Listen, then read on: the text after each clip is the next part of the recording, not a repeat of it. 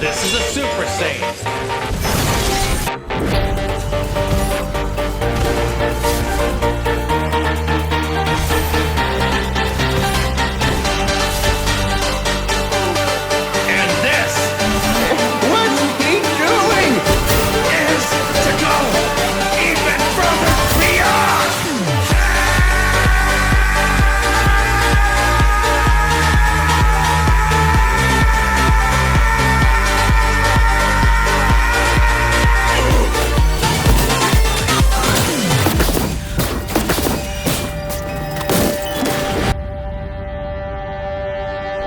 Alright, so I wanted to slow things down, tell you what in Tarnation just happened. So, this is the combo.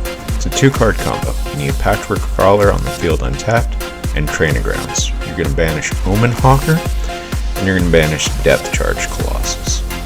You can use the mana from Omen Hawker to get the banish for the Depth Charge Colossus, and use the extra colorless to activate it. Now, Depth Charge Colossus lets you untap the Patchwork Crawler, and Omen Hawker lets you tap it for 2 mana, a blue and a colorless that can only be used for activated abilities. Normally, Depth Charge Colossus's ability costs 3 mana, but with Training Grounds out, it only costs 1, so you're able to make infinite blue mana. So here we have 17 blue and a colorless left. After that, you need something to do with the mana, so here we exiled Rona, and Hypnotic Grifter, the other card, lets you churn through your entire deck, untapping, tapping, discarding. With that, you can exile anything from it, Patchwork Crawler. The best card to exile is Surgeon, because Surgeon has this activated ability that makes it lose Defender and become unblockable. And the unblockable part is the part that we really care about, because it means that your opponent's creatures don't matter. You can attack through anything. But at this point, all you have to do is go through your deck, find some counter spells to make sure your opponent can't do anything, and get the Patchwork Crawler up to your opponent's life total. Because you're drawing through your entire deck, again you see all your counter spells, and get to do about as much damage as you want. I think you max do something like 60 damage, all in one go, bada bing, bada boom, and your opponent's dead. So, this is the deck list. I'll have links in the description for you to actually check it out, but you can see what we're going to be playing here. It's pretty much all 1 and 2 drops, which helps turn through your deck really quickly. Alright, so let's look at some actual gameplay. For this first one, I'll do a play-by-play commentary, and for the rest, I'll speed it up and just sort of talk over it, not necessarily about the game at hand. This first one, I keep a 1-lander because it has cards that we really care about, Omen Hawker and Training Grounds, and we're going to hope that we draw a 2nd land here. And we do, which is nice. With this, we have basically the best opener that we could possibly want, which is Omen Hawker, Training Grounds, and Hypnotic Grifter. With Training Grounds, Hypnotic Grifter's activated ability to connive becomes just 1 generic mana instead of 3 generic mana. Just let you loot, discard your Depth Charge Colossuses, get them in the grave where you want them, and do the rest of what you want. And with this Omen Hawker here, we actually have the infinite combo set up and ready to go with the Patchwork Crawler, assuming that nothing bad happens. So we're going to go over to our opponent and 3 with the Grifter and see if we're able to untap and just, do all of our damage on turn 4. We're hoping here that they ossify the Grifter. It's bigger, unfortunately they do not.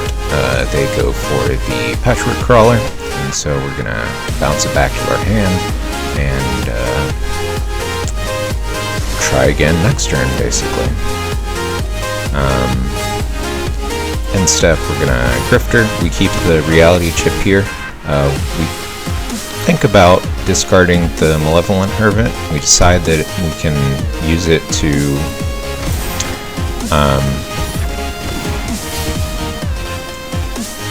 use it as a counter spell for the next turn when we go through it. If we draw a land, we would go Hermit, Crawler, leave up Malevolent Hermit activation, and go from there. Unfortunately, we do not draw the land.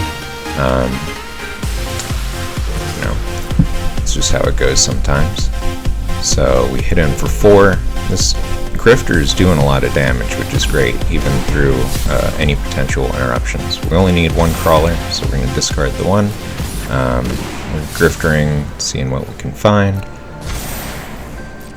And at this point, if we play Malevolent Hermit and Patchwork Crawler, we do not have the ability to use Hermit's ability, and we want to protect ourselves from sweepers here. So what we're going to do is just play the Hermit and pass the turn. Opponent's looking at our cards. They're getting hit by the Grifter. Down to 11 already, which is where we want them to be.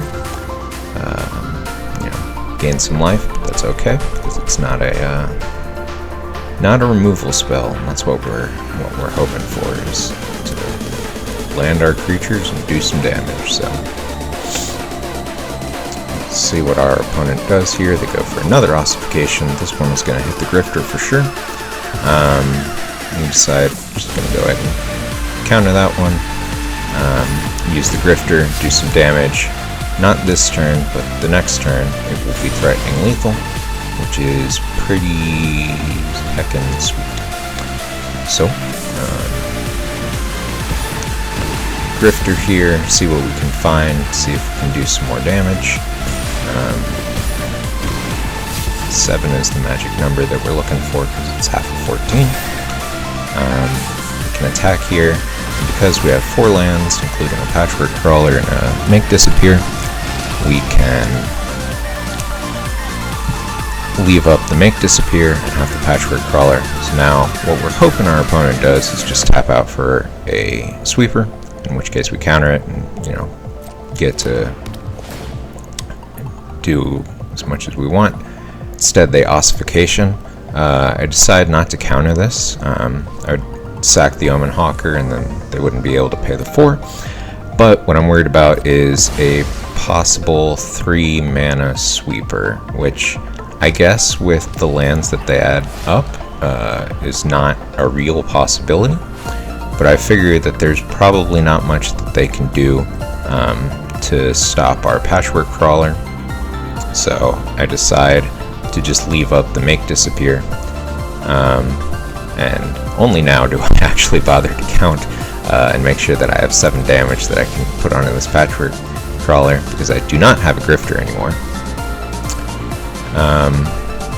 So I leave the Omen Hawker untapped so that I can potentially do 1 more damage by attacking with it. I'm going to leave up as much mana as I can. So Patchwork Crawler, target the Colossus, then we'll have infinite activations that can banish our entire graveyard, go for lethal. Our opponent besieges us, which I was not expecting. The Make Disappear is not able to counter this. However, we are just able to Crawler and go off, make all the mana that we want in response. So we're able to do this, and our opponent could not do this. Could not have used the Beseiju to try to destroy the training grounds at the end of their turn, because we would have just Patchwork Crawlered in response, if you're wondering why they didn't do that. So now we go to sideboarding. Sideboarding is the issue with this deck. I have no idea how to build a mono blue sideboard. I mean, for this particular matchup, what we really want are counterspells. Because we're expecting our opponent to have some kind of wrath, whether it be Depopulate or Sunfall, or the most wrath that does the most damage to us would be Temporary Lockdown. That is the card that we want to avoid. Here we take Mulligan. What we're really looking for is Training Grounds or Omen Hawker in our opening hand. This hand has 2 Training Grounds, so that's great. If our opponent besieges one of them, we have the second one, and we'll only really need 1 of the Training Grounds. So we keep both of them. If worst comes to worst, we can discard it with Grifter to get an extra +1/+1 counter versus the land. Didn't need all 4 of those. So the decision here is whether to play Grifter or Captive Weird, and activate or flip one of them, or just play both of them, and I decided to do the latter,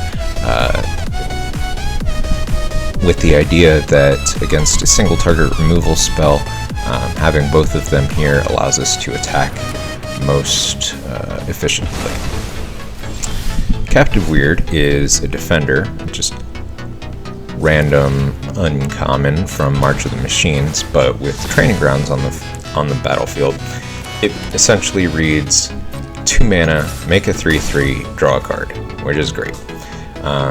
Here we flip over a negate, which is, you'd rather have that in hand than have it be exiled here, but it does mean that we're essentially going to be able to time walk our opponent where they're not able to play anything, because we'll just counter it with our free negate. Although we do have to hold up. They decide to play an Archangel of Wrath, which is pretty whatever. Don't particularly care about that. So we're gonna play some of our cards here, play the Reality Chip. This lets us play off the top of our deck. If our opponent has a Creature Wrath here, the Reality Chip will remain intact, and we'll have this Patchwork Crawler that we can attach to and play from there. So our opponent's going to hit us, they're going to go back to 20, they are losing the race, which is too bad. And they do in fact have a Creature Wrath in the form of Sunfall.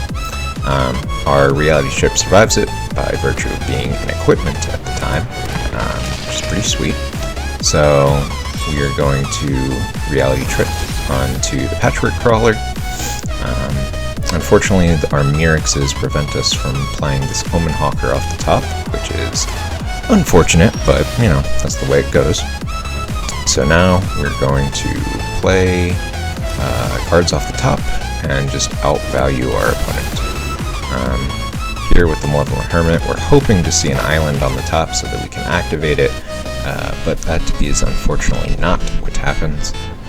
I decide not to attack with Patchwork Crawler because there's a 2/2 Incubator sitting on the field, and I don't have anything in the graveyard nor mana to activate it to win that trade. So, unfortunately, we have not seen lands on the top of our library, which is something that we were looking for, but we're getting creatures and making it so our opponent's value is getting far outvalued by what we're able to do. Our opponent, I'm sure, is thinking whether or not they want to attack with their 2/2 onto the Invasion of Zendikar. We would have gladly traded. It's not something that we particularly care about. The invasion being on 3 versus 1. So I'm going to just let it go. Here I play the Reality Chip with the hope that I find a land on top, and I do. So now the question here is, do I Omen Hawker, or do I leave up some of my activation? And I eventually decide to just leave up activations, the Malevolent Hermit, or even making Patchwork Crawler a 2/3, or making the Surge Engine unblockable. And that is the one that eventually gets activated. So now Surge Engine can attack directly. Because I have 3 training grounds, its last ability will only cost 2 mana instead of 6 mana to draw 3 cards, which is pretty awesome. Its middle ability, to become 5/4, costs 1 mana. So we're going to do that. Our opponent's at 20, which means 5 power is 4 hits. I have 2 of them, so we can hopefully start to put some pressure on our opponent to end this game quickly.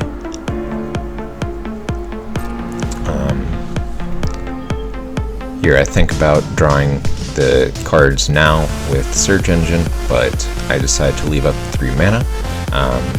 If worst comes to worst, I can Malevolent Hermit to force our opponent to pay 3 to activate. I can copy it with Patchwork Crawler, and then activate the ability of that newly copied Hermit again to make them pay another 3 if something goes really horribly wrong. So I'm leaving the 3 mana up, and our opponent is going to Herd Migration after playing the Topiary Stomper, which is a decision. I think about countering, decide to draw 3, see what I draw, see if I draw a Spell Pierce. If I had drawn a Spell Pierce, I would have done that instead. But ultimately, I decide to counter it with a Malevolent Hermit to maintain the pressure on our side of the field. Our opponent decides not to attack with their Topiary Stomper, which is probably not necessarily correct, but you know, good for us. Here I'm looking, thinking, trying to see if I have a way to clear this Colossus off the top of my deck, and I do not, which is unfortunate. But we have 2 5/4s that cannot be blocked coming in. Right, I can draw with the second Depth Charge Colossus, 2 mana to draw 3 again. But I can hit my land drop. I have this March of Swirling Mist up to prevent a Wrath. Opponent attacks in with Topiary Stompers. That is fine. I do not care about this Invasion of Zendikar. It cannot block my Surge Engines, so it does not represent anything in particular.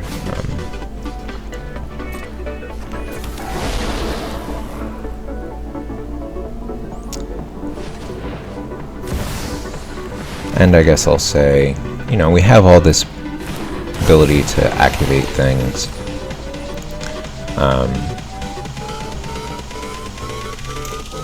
Have lots of abilities to counter things with Malevolent Hermit. And we also have the ability to activate Mirrex if, you know, things go really, really wrong. It gives us another creature to equip the Reality Chip to. And that is where you want to be. Our opponent hits tons of stuff off of this Atraxa. The Lithomantic Barrage is one of the most unfortunate cards for us to see because it cannot be countered, so there's nothing that we can do in terms of counter spells to stop this, but what we do have is March of Swirling Mist. And I'm counting it up, I'm trying to think what their last card could be, if it could be a counter spell. Patchwork Crawler copying the Malevolent Hermit still doesn't stop the Leyline Binding that they have in their hand, which is unfortunate.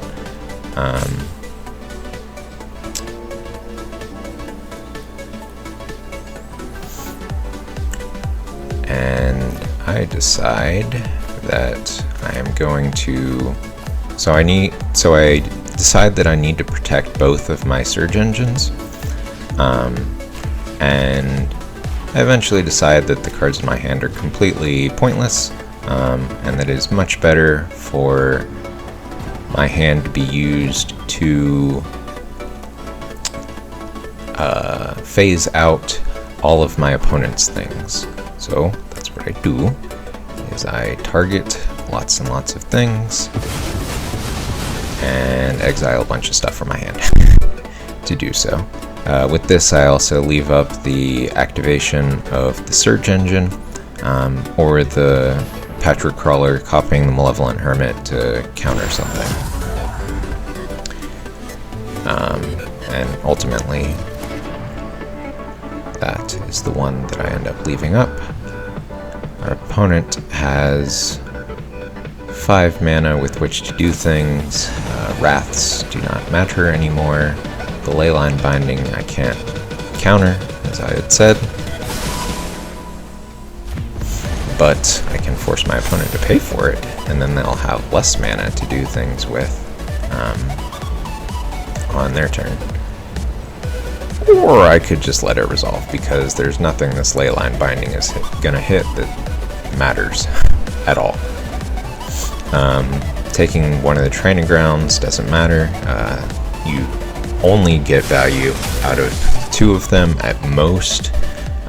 The Patchwork Crawler doesn't matter because there's not really much in the graveyard. If they want to Wrath the Reality Chip afterwards, you know, whatever. But those 5/4 Surge Engines are going to take us to victory, which is awesome. For these next couple, I'll let it play in the background, and I'll essentially just be giving you more color commentary about the overall strategy of the deck. So, again, we take a mulligan here. We're looking for Omen Hawker and or Training Grounds, and we hit both, and Hypnotic Grifter, which is great, up against some sort of red-black sacrifice deck with the Oni Cult Anvil and Vat of Rebirth.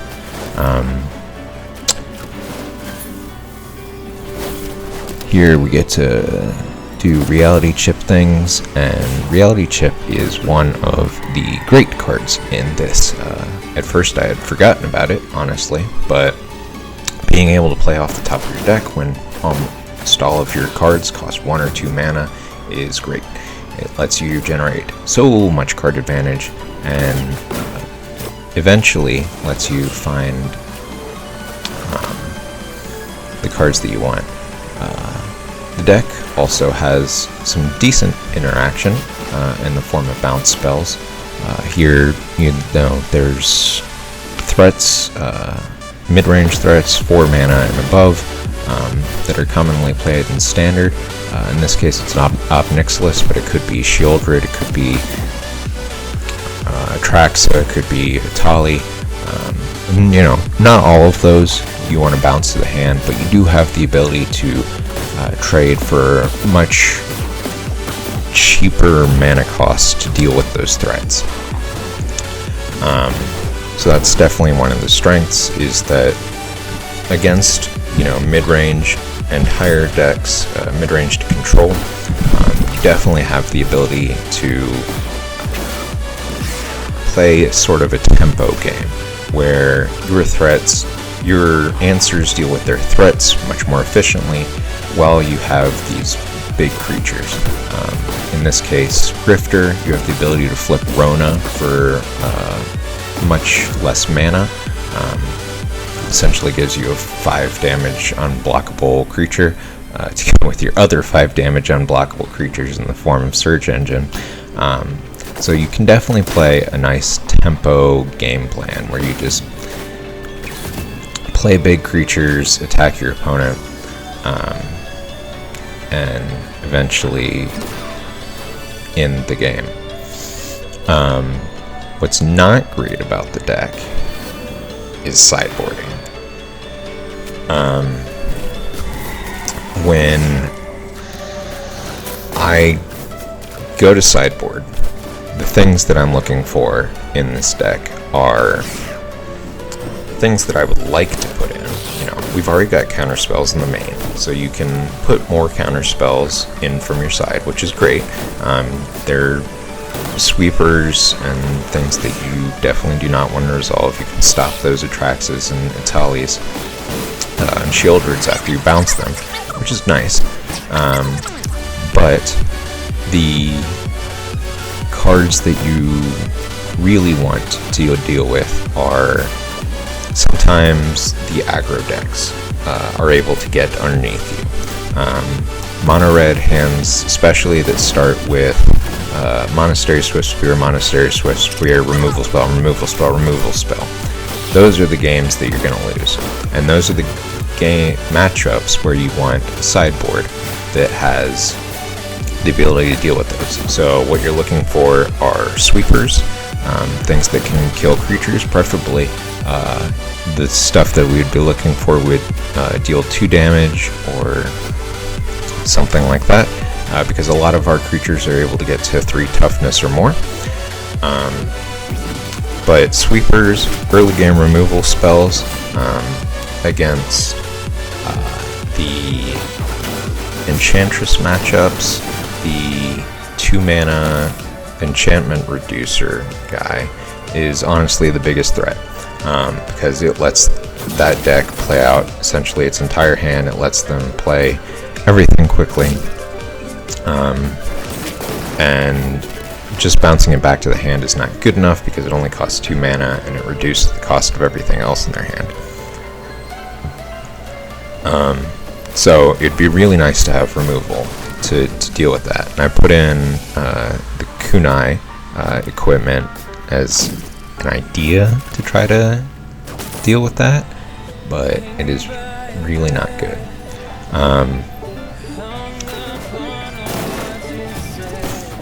And we're eventually going to see the detriment of sideboarding in this match.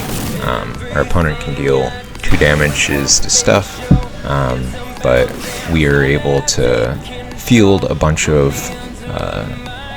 somewhat large creatures. Here I just play the Captive Weird and do not flip it because I want to Odawara their Dreadmaw, because that is, the biggest threat to us right now. Our opponent probably should have attacked here so that we had to block with the Crawler, and then they could have killed it with the activation of Invasion of Tarkir, but they don't, so that's nice.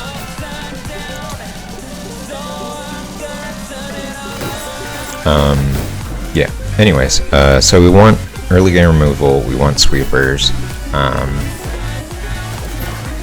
and honestly there should be more protection in the sideboard.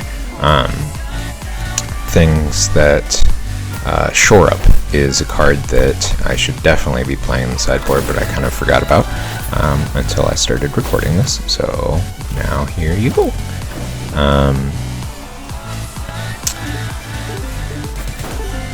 So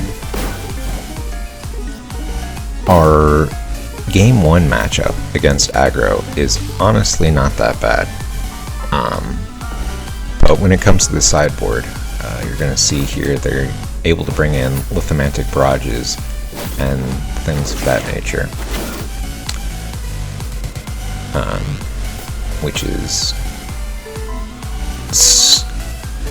it removes all of our early game blockers, and it's things that we can't really deal with.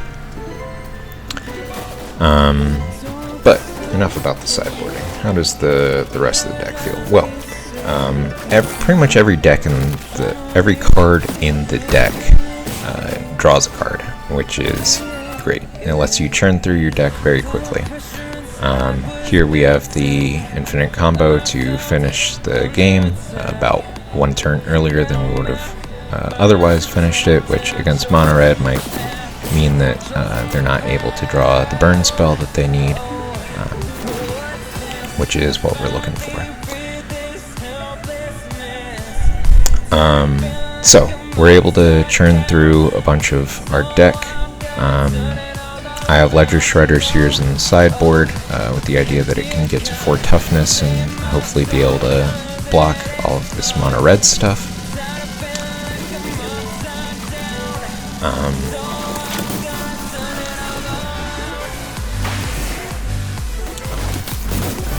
So we have everything drawing cards, which is great, assuming that you actually have Training Grounds. If you don't have Training Grounds on the field, most of your stuff is so prohibitively expensive to cast, and that is just no good.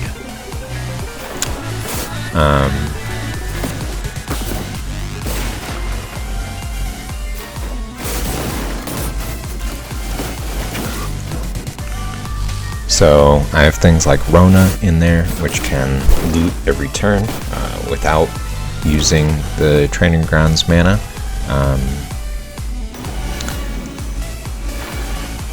And if you do have the Training Grounds mana, it lets you flip Rona, which is nice. But yeah, you've got Grifter, you've got Surge Engine draws cards, the Weird draws cards, the Reality Trip essentially draws cards, Rona draws cards. you have so many cards that draw, which is why you really don't have much of a problem against the high mana cost decks, your high cost mid-range and control decks.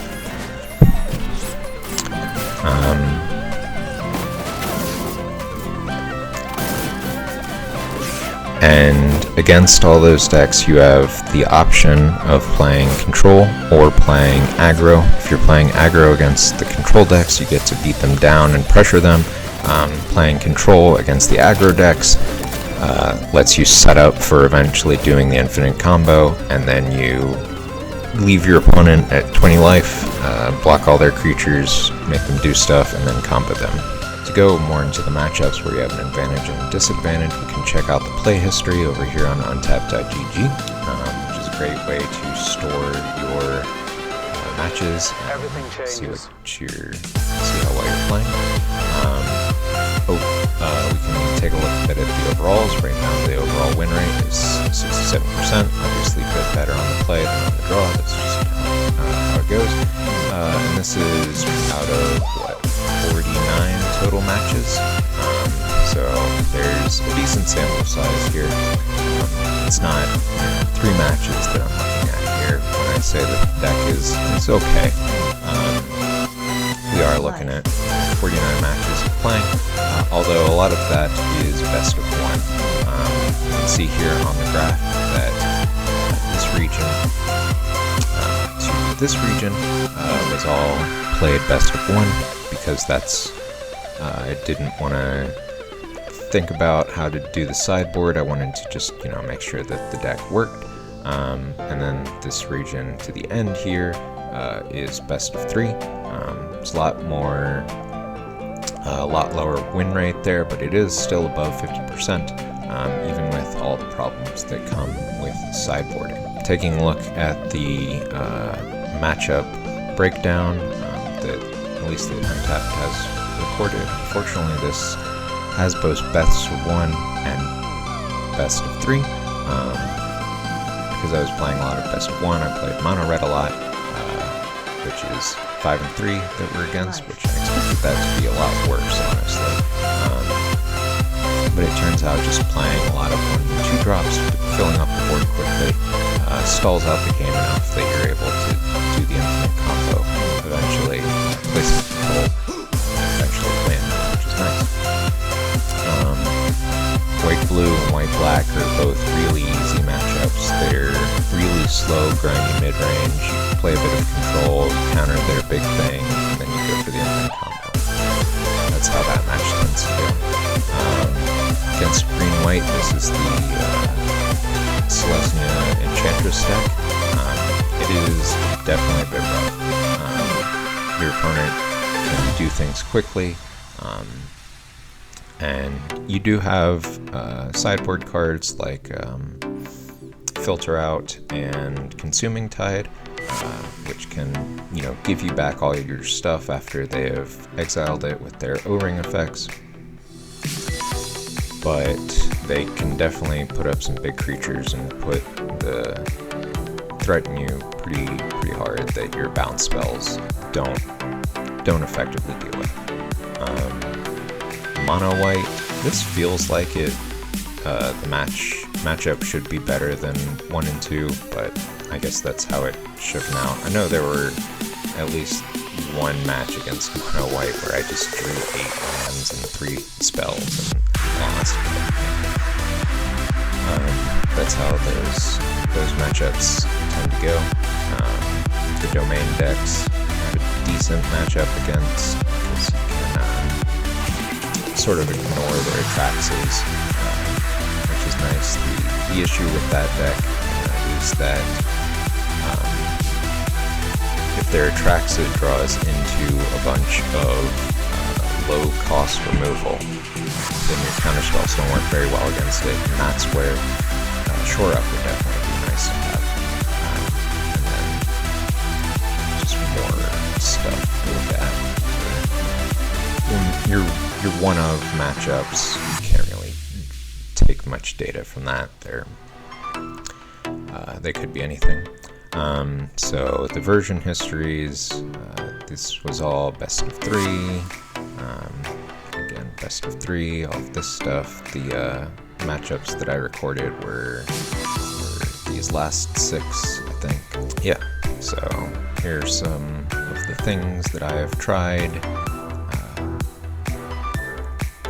to make the deck better or worse. Played around a little bit with having Malevolent Hermit in the main board versus Ledger Shredder in the main board. I eventually decided that Ledger Shredder, while it could somewhat consistently connive at least once, conniving a second time was not always easy, and a lot of the decks in Standard don't actually cast 2 spells in a turn, or at least they have the ability not to. But people do love to remove Ledger Shredder, so if you want a removal magnet, put in Ledger Shredder. Yeah, that's what you can see from Untapped.gg. 67% out of 67% win rate out of 49. Yeah, take it that much. So that's most of what I have to say about the state of the deck as it currently stands. It's definitely okay. It's got a decent win rate. Part of that might just be because I play decks that I brew, which means that a lot of them are bad, which means that my MMR is not necessarily great, and I'm not necessarily playing the best players. So you can take the win rates with a grain of salt, try it out for yourself, and decide, if it's actually worth it for you. So I can talk about possibilities for the deck that I could do in the future after having played it. One thing is that, like I said, the sideboard is not great, and it would be nice to have a real sideboard, and the problems that I've mentioned, not having sweepers and not having early game removal spells, could be solved playing either red or black as a secondary color. You lose the cheapness of being able to play basically all islands on your mana base, and if you take out the Ozawaras and the Ledger Shredders, the deck is pretty cheap. It's like $80 or something, with the most expensive card being Training Grounds, which you definitely need 4 of, so that's not a cut that you can make, but deck is close to cheap. But if you play second color, then you have to start playing all the dual lands, which cost money, but will it actually improve the deck? They'll help with the sideboard issue for sure, again because they have sort of early sweepers and sort of early removal spells, and because the transform abilities of Rona and Captive Weird are Phyrexian Red or Phyrexian Black, and being able to not pay 2 life in order to do those can help against the aggro matchups for sure. In the sideboard, it would probably be good to have the 4th Surge Engine, more March of Swirling Mist. Swirling Mist is pretty dang good. It'd be good to have the Shore Up in the sideboard. Some of the sideboard stuff and some of the main deck stuff, honestly, is because I don't have the wild cards for it on Arena. The 3 Patchwork Crawlers is because I had 3 and I didn't want to craft a 4th. I'm not even sure the 4th would be good. Patchwork Crawler really needs the rest of your deck to be going and the engine humming along before it's actually good, because you need to banish things from the graveyard, which means that if you don't have your discard cards, then you're not able to actually use it. So I'm not even sure the 4th Patchwork Crawler would be good, but potentially having all 4 Ledger Shredders in the side would be nice. March of Swirling Mist is another one where I didn't want to craft the additional ones. Mirix is a nice card, being able to make creatures have things to do with Omen Hawker mana, and potentially letting you activate your off-color Phyrexian stuff with the Enter the Battlefield ability. But I only had 3 Mirixes and I didn't want to craft a 4th. There's definitely improvements that could be made to the deck. You can decide what you want to do with it, and if you find something that works better for the sideboarding, or even find something that works better for the main deck, I would love to know, because right now this is on climbing on Arena, so a better deck is better. So yeah, I'm gonna shut up now and let you enjoy the rest of the games, enjoy the music, and y'all have a good rest of the day, I guess. Toodles.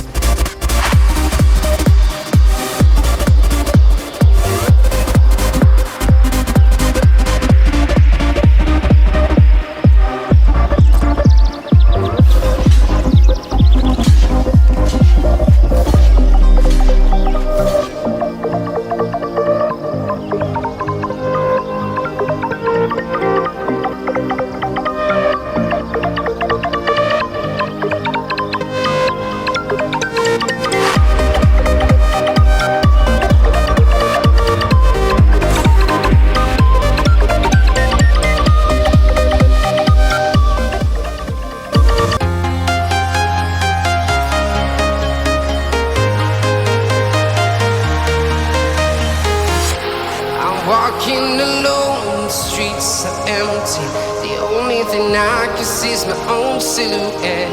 I'm getting stronger, step by step. The clock is ticking, but there's no time for regrets. I've been flying from town to town, from London to Taiwan. I've been all around the globe, trying to protect your soul. We are heroes tonight. We will fly above the sky. We are heroes tonight. Yeah. We are heroes tonight. We will fly above the sky. We are heroes tonight.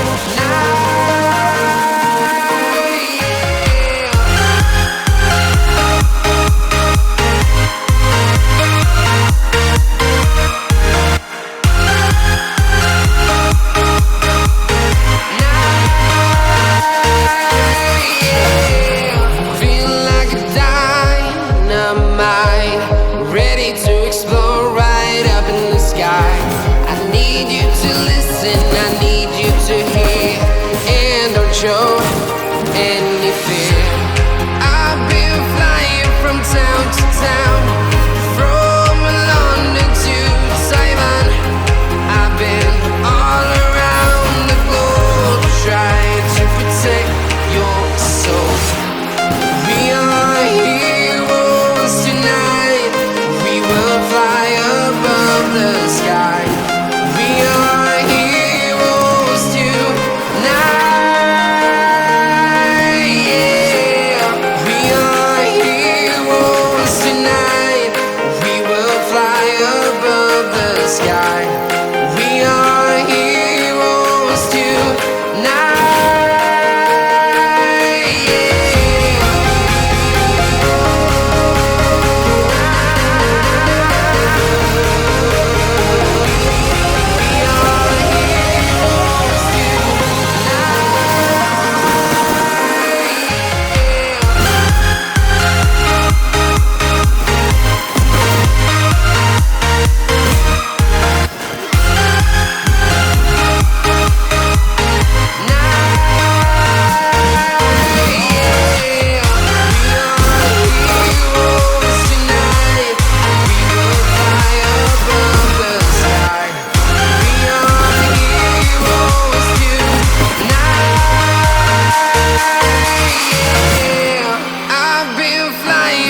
Town to town, from London to Taiwan.